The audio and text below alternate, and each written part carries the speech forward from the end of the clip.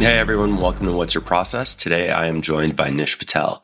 Nish is the host of the CreativeOps podcast and Prompting Humans podcast. He's a serial entrepreneur. He's got multiple exits in SaaS, marketing, communications, data analytics. He just launched a new website called tomorrowwithnish.com. He's a friend of mine, a mentor, someone I really, really appreciate. I'm super excited to have on the show. Nish, how's it going? Dimitri, it is having a fantastic day. I've been looking forward to having this conversation. We're doing a bit of a role reversal. You were on my CreativeOps podcast, I think it was a couple of years ago now. So I'm glad to be on the other side of the table for this one. I've been nervous as a result of that because that was one of my favorite conversations in recent memory. So I feel like I gotta bring my A game today. You always bring your A game. You know, I've watched chunks of the episodes that you've put out there, and you're doing a great job.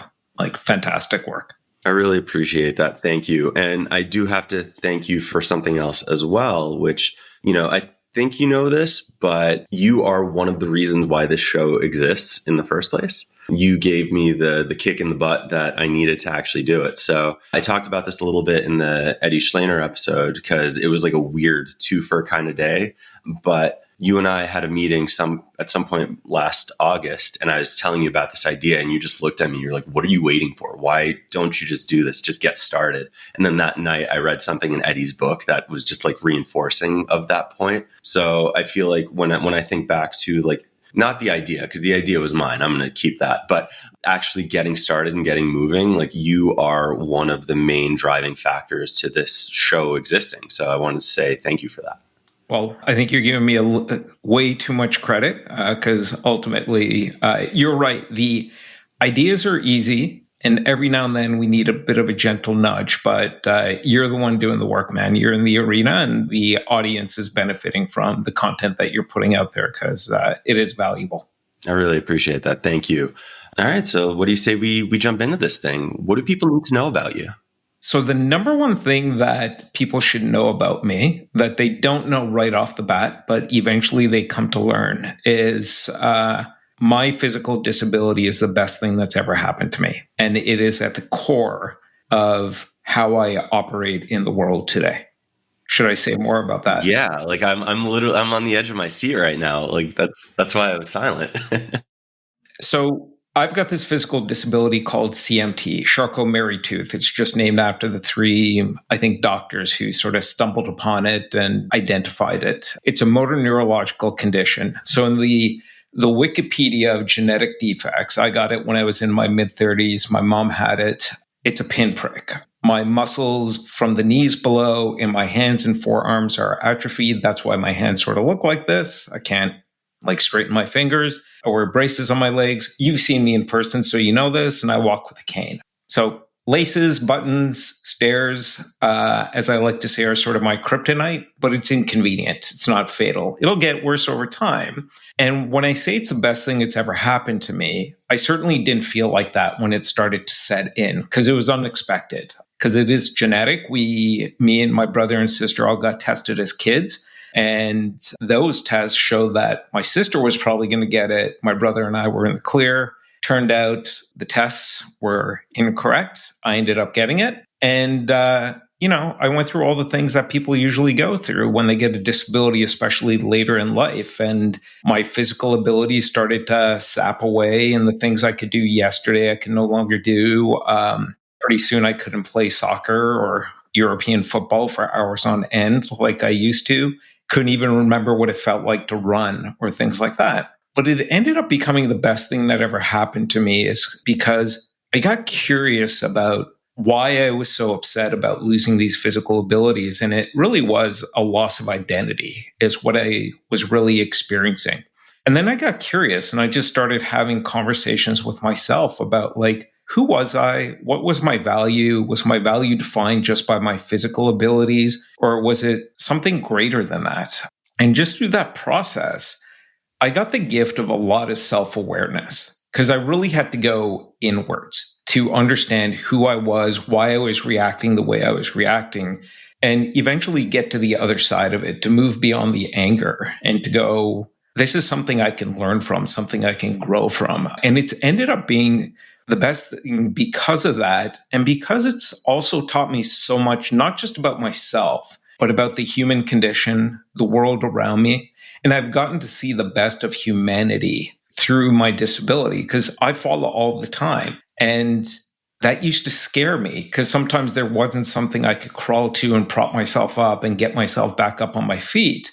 But what I learned over time is that human beings are amazing. So as much as the news is filled with like the world is on fire, people are just mad at each other, and human beings aren't great, I'll tell you this, human beings are amazing because when I fall, and I've fallen in the intersection of like in New York City, and you grew up in New York, so you know this, like falling in the intersection in New York City can be a pretty like scary thing for any one of us, like disabled or not.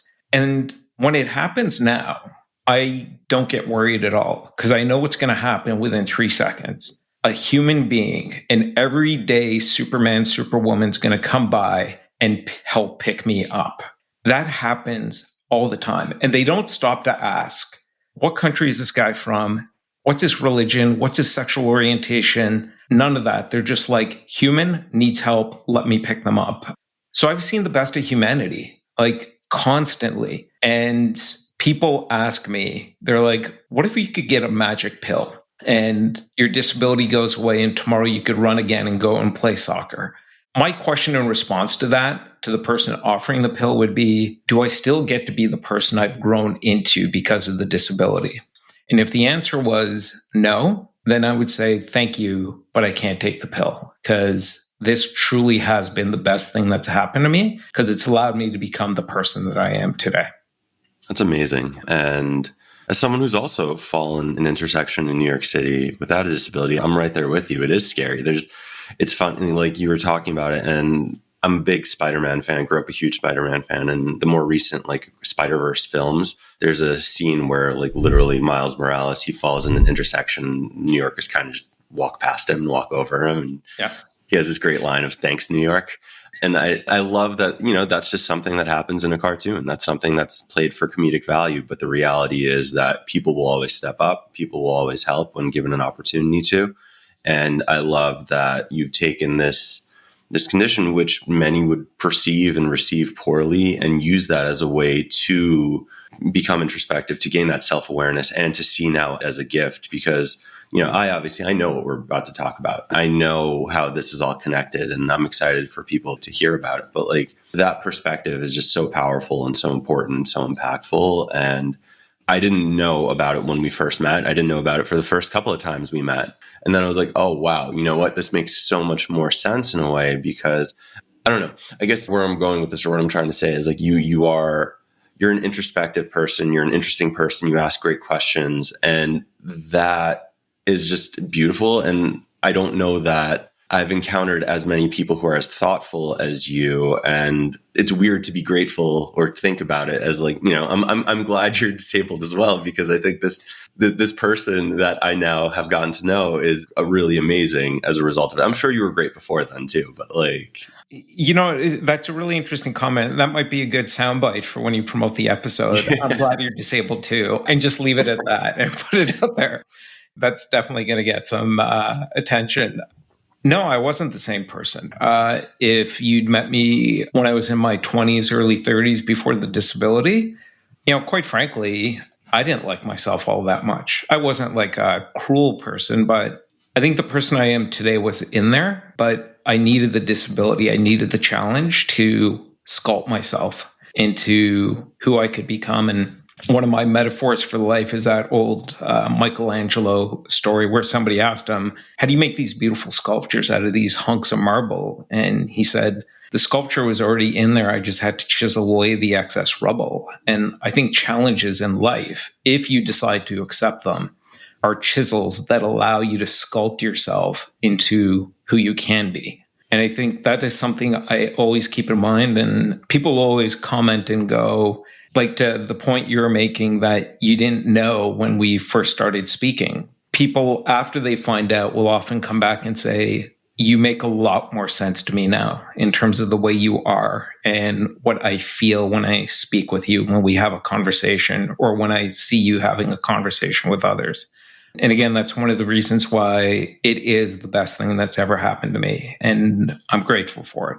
And people roll their eyes sometimes when I say that. Even my brother, he's like, I know you, when you say that, I know you mean it. I just don't get it. And I'm like, yeah, you can't, because you can't live in another person's experience. You can't literally walk in their shoes, but it's the way I've sort of approached it, and the way I've used it as something to grow from and not give into. And it's honestly, it's the perfect segue for the big question, right? So Nish, what is one thing you're world class at? I'm world class at creating conversations, either with individuals, teams, organizations, or entire communities and professions, to help them figure out what is the tomorrow they want to create. So when you say conversations, are you talking about like, I'm at a networking event and I want to break into a conversation, or I like someone at a party and I don't know how to say hi? No, because I will definitely be the guy at the party with, like, if the party has more than 10 people at it, I will be having a very animated conversation with a plant in the corner. People are shocked when they find out that I'm an introvert. Like, if it's 4 to 6 of us, I'm amazing at the dinner table. If it gets beyond that, no, I get very, very shy, and I default to my introverted self. But when I talk about conversations, it's not about like, how do I network or how do I go up to the girl and say hi? Again, not the guy to ask about that. It's conversations like this, right? So I think about conversations that I have on my podcast, conversations when I go in and meet with a team. I'm going over to the UK in a couple of weeks, and a couple of fairly well-known brands have invited me in because they've heard me talk about AI, and they say you take a much more optimistic stance in the way to approach it and how to sort of navigate the change that everyone's going to have to go through. So it's about having the conversation about what is possible? What can tomorrow be? Like, that's what I'm always trying to point myself and with others, us towards, is like, what is the tomorrow we want to create individually? You referenced at the start that a conversation we had helped prompt you, spur you to start this podcast, right? So, and again, I think a lot of this comes from my experience with disability is, yes, there's challenges, there's always hurdles, but what is the conversation I want to have with you, with others, to help spur us to design and create the possibilities of tomorrow? And I think that's more important than it has ever been. So someone listening might go, I know how to talk. And it's like, great, you know how to talk. We all know how to talk. But a conversation is different when it is infused with purpose. And the purpose I'm trying to infuse in it is using our curiosity as the compass for the conversation. So what I love doing in these conversations is not treating them as transactions. It's treating them as, who's the individual or who are the group of people that I'm speaking with, not to, but with. What are they challenged by right now? What are they excited by right now? What are they unsure of right now? And then designing an intentional conversation that can start to bring forward the questions, the ideas, the possibilities of what tomorrow can be. So it isn't about a transaction. It isn't about a defined outcome, other than it's about how do we move forward. So I'll stop there because I could keep going on about conversations.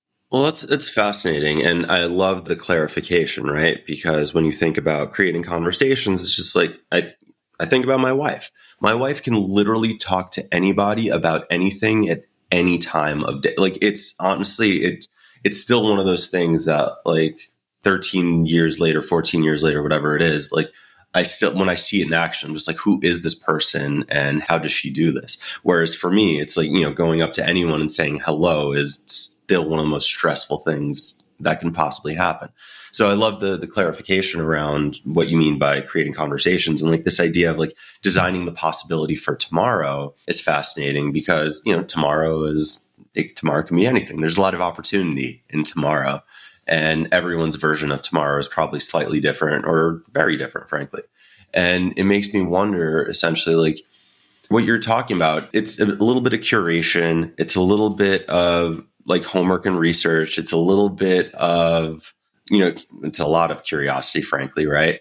But I wonder, and we can take this in a couple of different ways, whether it be through one of the podcasts, whether it be even prep for this, or just when you're ready to create a conversation and to have this conversation, like, you don't just jump into it. You don't just show up and say, "Hey, how's it going?" and then it happens. There's thought that goes into it. Well, I would say two things to that. One is sometimes there's an opportunity, or time, I should say, for that thought to go into it. And sometimes because, having these conversations is really a big part of what I do. And do I have the ability for just to show up at the drop of a dime and go, okay, we're going to have a great conversation? The answer is yes. So there's a few components that sort of go into it. One is curiosity. If you want to design and have a great conversation, you have to just be curious and insatiably curious. It is something that most people that know me go, one of your identifying characteristics is, I'm just curious about everything. My girlfriend Gloria will often say, you're just curious about so many things that it's sometimes just overwhelming. And she's like, I can almost see the steam coming out of your head because something caught your attention. Somebody said something and now the gears are just cranking. So one is, it's got to be infused with curiosity. And I think that means leaving behind bias, or this is the way things should be. And we certainly live in a world where I think we would all benefit from just having more curiosity about ourselves, about each other, about the world around us. Two is, I also have, and again, I'll go back to the disability, just having to navigate through that experience. I learned more about myself and my own nature, and through that, about human nature. I think we have better conversations when we actually understand human nature. And I think that's because conversations over time have turned much more transactional. People are just trying to get something from each other, right? Even think of meetings in a workplace. We think about making the meetings hyper efficient because all we're after is the algorithmic input and output. I'm actually excited about AI taking over all the algorithmic input and output work so that we can have meetings that are about curiosity and connection, and that leads to collaboration and cooperation. And again, creating the possibilities and then realizing the possibilities of tomorrow. I've got a prediction that in the next 5 years, today we live in a world where the bane of their professional existence is, another meeting on the calendar, or I've just got a day full of meetings. I think meetings, we are going to love them in the next 5 years if we use AI correctly to get rid of that algorithmic input and output work. And we can once again embrace the idea of humans having conversations that are infused with our curiosity about what we're curious about. What is Dimitri curious about? What are the other folks around the table curious about? Because that then is a door opener to creativity. And then creativity is the door opener to innovation, tomorrow's possibilities. And that's going to be more important than ever before. So if somebody's gotten to this point in listening to this episode of yours, they're going, what's the value of conversations? The value of conversations is without the conversation, you cannot be a part of or help your organization design the innovation engine it's going to have to become tomorrow. And the reason innovation engines are going to be important and that conversations are going to be a key part of enabling that is we're moving into a world where AI is going to allow us to commoditize yesterday's value at a much faster rate. It is going to be more important than ever before that every one of us, individually, as teams, as organizations, are enabling these innovation engines to create the possibilities and the value of tomorrow. I think you're spot on. Beyond the hot take about meetings being something that we love, which I don't disagree with. I think we're just in this weird place of, and have historically been in this weird place of, and it's also funny to talk about this now as two kind of just independent business owners versus people who are I vividly recall sitting in 9 straight hours of meetings a day, having no idea what I talked about for 9 straight hours and no ability to digest it, distill it, pass along notes, any of it. Nonetheless, it's always felt like a competition more than like collaboration. So it wasn't about, can we get to the best idea? Can we figure out what the right solution is? It was, no, I want to make sure that my solution is picked and your solution loses. And it becomes a battle of winning and losing versus doing the right thing. And so like, I love this notion of using meetings as this driver of curiosity that drives creativity, that drives innovation, because that's exactly it, right? Like everything's getting commoditized. These growth models are getting commoditized. Like production level creative work is getting commoditized. A lot of like development is getting commoditized. So all of a sudden it's funny because it's like on the one hand, people have time available or will have time available. But on the other hand, they're not going to not work. They're not going to like, we're not built that way.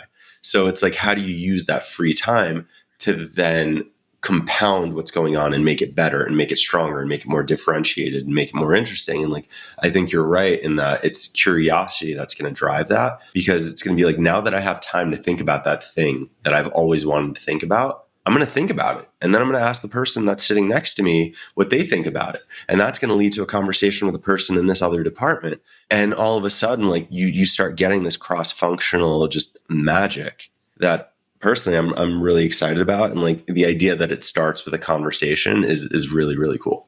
Conversation is where all innovation throughout human history is started, right? And it's either a conversation with yourself about here's what I think needs to exist in the world, or it's a conversation with others that ends up being about, again, curiosity colliding, like your curiosity and my curiosity is colliding with each other right now. And if there's 5 other people around the table, we're compounding the amount of curiosity if we allow ourselves to do that. I think of like conversations as a container for curiosity coming forward that leads to that creativity. And then I've got this notion of like the 7 C's of human labor, because within that conversation container, then what also comes with that is communication and collaboration and cooperation. And through that, what we're doing is we're creating culture. And most importantly, all of that is creating the possibilities of tomorrow. And I think conversations are, for the reasons I mentioned about like the innovation engine, being a requirement to like survive and thrive individually as teams, as organizations, they're going to be more important than ever before. They've always been part of the mix. Now, all of us can have a chance to participate in those, but we have to be intentional about how we design those conversations. Part of what we need to recognize is all the talking we've been doing for so long, especially in a professional context, has been very transactional, has been very much about input and output driven. And that's why we do hate meetings, because a lot of it is like, why do I need to be here? Like send an email. The new conversations have to really be human led, and it's about creating those possibilities of tomorrow. So let's jump into that then, right? Because I love this idea of being insatiably curious. That being insatiably curious doesn't pay the bills in this respect, right? Like it doesn't actually, it might start the conversation, but it doesn't mean that it's going to be a meaningful conversation or that anything will come out of it, right?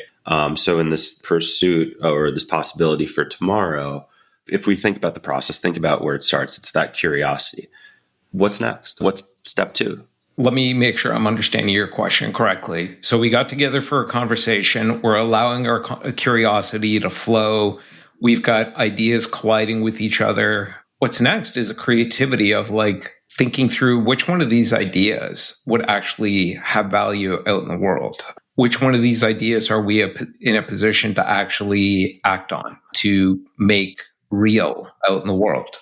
In many ways, I guess it's sort of like this startup mentality in some ways. I just think a lot more of us, most of us, might need to engage in this as more and more of the work that I believe most people are doing in a professional sense is algorithmic work. It's machine work. It's step-by-step work.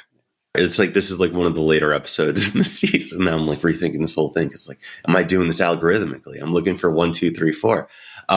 But this notion of like the thinking through the value of your ideas, I think that's what's most interesting, because again, like conversations meander, things go all over the place. Curiosity, especially curiosity driven ones. Cause like we've all played the what if game, right? Like what if this happens? What if that happens? And some people call it second and third order thinking. Some people just call it whatever. I'm always a big fan of second order thinking. I'm not a big fan of the whatever, because it feels like then what happens next. And this idea of like value is really important, because now all of a sudden you're driving towards something. The curiosity can start open-ended, and now it's narrowing in focus. Like a really good friend of mine and partner, like Jen Proud, she's someone who taught me about this idea of like the double diamond. I don't know if you've seen that. No. The double diamond is this idea of how people work together, and how like it's essentially two diamonds that are like going out and in. An idea starts very small, and then it expands out as you're trying to figure out what goes, like what it really means and what it becomes, and narrows in terms of who's working on the idea. It opens back up once there's some like reviews and feedback that needs to happen in terms of just like making sure that the idea and the work is impactful. And then it narrows back down to get it across the line. You start with that curiosity, you open it up, and then you nail down these ideas, which I think is that's the opportunity, and that's the power behind like the conversation, because now you're focused again. Yeah. So what you're making me think of, and maybe we'll root this in something that you and I are both familiar with. It's a funnel. The conversation is the top of the funnel, right? Yeah. And as you move down the funnel, what's coming out of those conversations from that creativity and curiosity and collaboration and communication and everything else is a wider range of ideas, of possibilities of what tomorrow can be. But we can't do everything. So you have follow-on conversations that start to winnow that down into which one of these things do we want to do. I just believe that what is going to happen now is, when you think about most organizations, they're really an echo of a conversation and an idea that happened a long time ago. And then they've iterated on it a bit by bit over time, or incrementally. But we are moving into an age where that traditional cycle of innovate, copy, commoditize, forcing another cycle of innovation, is going to get accelerated by AI. We're all being given these superpowers to be able to copy each other overnight. Oh, I like their website, I'm going to copy it. I just saw a post on LinkedIn where the team at Brand Tech, they've got this AI tool called Pencil. They did sort of a experiment, I think, with a media reporter, and they came up with what if Liquid Death, the water company, were to create a toothpaste? Like, what would that brand look like? And sort of the headline statement was, we created a brand in 6 minutes, which on one hand begets all sorts of questions, but on the other hand, it's a canary in the coal mine of, here's how much more quickly everything is just going to move. And that's why I believe that the conversations are a critical compass to help us figure out, where does value come from tomorrow? Because that's about creating new possibilities, and more of us are going to need to do it than traditionally has happened in organizations of all sizes. And it's going to happen much more frequently. So that double diamond you're talking about, I never skied, even though I grew up and live in Canada, but it's sort of making me think about like jetting down one of those, I think it's called Double Diamond Hills or something. I don't know that. Yeah, the Black Diamonds. Yeah. Yeah. It's that's just going to happen on a faster and faster rate, making the conversations and the time and space for conversations that much more critical. Well, it's interesting also because it's not just the space and the value of the ideas, it's also the actual thought and decision making behind it. Where Yes. I think there's a lot of people, and this goes back to the point on meetings, a lot of people hide behind meetings. It's like, oh, well, we're not ready to make that call yet. We got to talk to this person and that person, and we need to see what this team's roadmap looks like and what their bandwidth is. And everyone kind of takes a step back and says, well, 3 to 6 months from now, we'll be able to really make a call. And in a world where a lot of execution is off the plate or removed, now, again, going back to this opportunity with time, now you have to think. Now you have to make calls. You have to make the right decisions, because it's going to be a lot more impactful. You're not going to get value from that idea. You're not going to move down the funnel. You're not going to move through the diamonds, whichever example we want to use here. You're not going to do that without actually making the right calls that will create the momentum to move you further down the path. And I wonder, is that something that you think about? Is that, as you're thinking about these conversations and creating them, are you do you have that decision-making kind of realm in mind? Yes, but not as part of the initial conversation. One of the things, and you made me think about it, is the idea of hiding in meetings, right? We hide in meetings, we hide in process, we hide behind reports and things like that. But when you think about it, it's the conversations, like real conversations, not these transactional meetings, real conversations where the work actually gets done. The clash of ideas, being curious about your ideas and, oh, where did that idea come from? Why is Dimitri thinking that? Where are my ideas coming from? Why am I thinking that?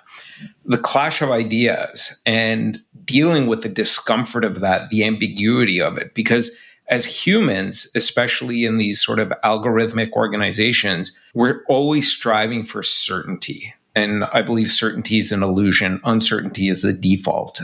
Again, something my disability has taught me. Unexpected showed up. There you go.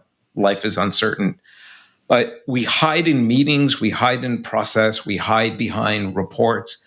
I don't think we're not going to have to do that as much anymore. 2, we're not going to be able to hide in it anymore. And 3, there's a real opportunity to lead with our innate human curiosity and creativity. I think humans, by our very nature, we like to think about and dream up and create tomorrow. Like, that's sort of been one of the main programs running throughout human history, is creating tomorrow. I think the conversations, if properly designed, if rooted in the right sort of ethos, allow us to do that. And if you could do that well, I think it is going to be one of the defining characteristics of success of individuals, teams, and organizations as we move into this new world where more and more of the work is automated and taken over by machines. I just love this notion of designing tomorrow. I know literally your website is Tomorrow with Nish, and I from the moment you shared that link to just like a lot of the conversations we had over the years, this focus on the future and designing the right version of it has always stuck with me as something impactful. And like knowing that whatever version of tomorrow it is that you're designing comes from an idea, this curiosity, this opportunity to ask questions and collaborate and innovate. It's just, I'm just rambling. I know I am, but it's so cool to me because I think for a lot of people, it's not that tomorrow doesn't exist. It's someone else's tomorrow. I'm just going to go with the flow. I'm going to show up to that meeting. I'm going to contribute how I need to contribute based on my experience and my knowledge. And someone above me is going to figure out what it all means in the end. And like your approach to it has always been like, no, like be curious and use that as the opportunity to design your own tomorrow. And that's just like very empowering. Yeah, you're hitting the nail on the head. It is so easy to default to what does the system think I should do? And I think too much of our lives get caught up in trying to be enough for the system. And we see it so much these days. Am I getting enough likes on my posts on LinkedIn? How many followers do I have? Do I have like, the cool followers? And should I get this degree? Should I go for that type of job? Or I should want to have that sort of promotion, instead of taking a beat and just starting with a conversation with yourself and going, what do I want my tomorrow to be? Like, what do I want my day to look like? What do I want my life to look like? Now, one of the things that not just my disability, but other medical conditions has really taught me is that there's a coach I used to work with, and he said something. He said, and he has his own medical conditions, and he and I were speaking one day, and he said, the knowledge that our roads are probably shorter than they otherwise might have been, like the average, actually gives you a glimpse to the end. And you and I and everyone else have read these stories of people, towards the end of life, what are their 5 regrets and things like that. Wish I'd spent more time with family. And one of them is, I wish I'd spent more time pursuing what I wanted to pursue. So that point of, what do I want my tomorrow to be? We're here for an astronomical blink of an eye. One of the questions I love to ask in a lot of conversations I'll have with people is, you're here for an astronomical blink of an eye. What do you want to do with your blink? And if what you want to do with your blank is you want to get to the top of the pyramid as it's defined by the system that we all inhabit, then cool, do that. But do that with purpose. Do that with full transparency with yourself that you are plugging into the matrix and you want to get to the top of that matrix pyramid. Or make the intentional decision, no, I want to craft my own tomorrow. And I will define success the way I want to define it. I personally think life's a lot more fun like that, but everyone's got to make that decision for themselves. It's tricky. It's easier said than done. That's for sure. I know if the last 2 years have proven anything to me, it's that it's easier said than done, but it's a lot more rewarding. It is a lot more rewarding, right? Because we throw around that word authenticity a lot these days, right? And yep. I think a lot of people think authenticity means the right to be rude to others, like to speak your mind regardless of what you're saying. And it's like, no, that's not what authentic is. Authentic is having the courage to know yourself and having the courage to go, I'm going to live my life like this. These are the things I'm going to pursue. And knowing why it's important to you. And I think very often it's hard to know that there is a system that surrounds us. I love to read great speeches that have been delivered, right? And everyone, knows the Lincoln speech and everything. But David Foster Wallace, who is this author who's no longer with us, he delivered a commencement speech. I can't remember which college, but it was a few years ago. And as part of the speech, he's talking to this class of, future masters of the universe who are about to go into the world. And he was telling them about this tale of one morning there was two fish swimming one way and they were sort of youngish in age, and swimming the other way was a bit of an older fish. And as the older fish is swimming by the two young ones, he goes, "Water's great today, boys, isn't it?" And then he swims on, and the two young fish look at each other and go, "What the hell is water?" And I love that because, fish don't realize they're in water. We're also in figurative water as well. We just don't realize how many decisions are sort of made for us, and we just dock into it subconsciously. And that's why when I talk about conversations, the best conversations have to start with yourself. If you go inwards, have conversations with yourself and learn to know yourself and the why of yourself and accept it, because the goal is not to be perfect. The goal is not to be enough for whatever the system deigns to be necessary. The goal is to just understand yourself, understand your why. I think that has made me a world-class conversation designer and conversationalist because I approach conversations externally with you, with anyone, in a much different way. And that's what I hear from people after they've gotten to know me. They're like, speaking to you is unlike most any other conversation I have. That's beautiful. And that's a great place to wrap, because I really want to know what's next. Where's the next conversation? The next conversation is wherever it comes from, again, that insatiable curiosity that drives me. And really my curiosity gets fueled through conversations with other people. That's where it gets fueled. I love reading books. My house is a mess of piles of books everywhere. And I love doing that. But my curiosity gets fueled by conversations. And people are always amazed when I say, just DM me and my calendar is available. So I get to speak to tons of individuals every week. I go in and I speak to teams most often these days about how to think a bit more optimistically about the changes that AI is going to bring. Because I think right now there's too much fear narrative and it's unnecessary. I think we should all be, is there going to be seismic changes? Yes. But I believe we're living through the next renaissance. And I think there are lots of thick silver linings for us individually, as teams, as organizations, indeed as entire societies. But we have to have the conversations, because this is not like previous technical revolutions. And none of us has a map of how we go from here to there. I often reference this image of Magellan standing at shore, turning to his shipmates going, well, in theory, the world is round. I think we're confident on that. But we don't have a map, but we're going to figure out how to circumnavigate the globe and start here and get back to here. But they didn't have a full map. So they went out into the fog. And I feel like we're all Magellan now getting onto the ship AI. And we're all trying to figure out how to go from here to there.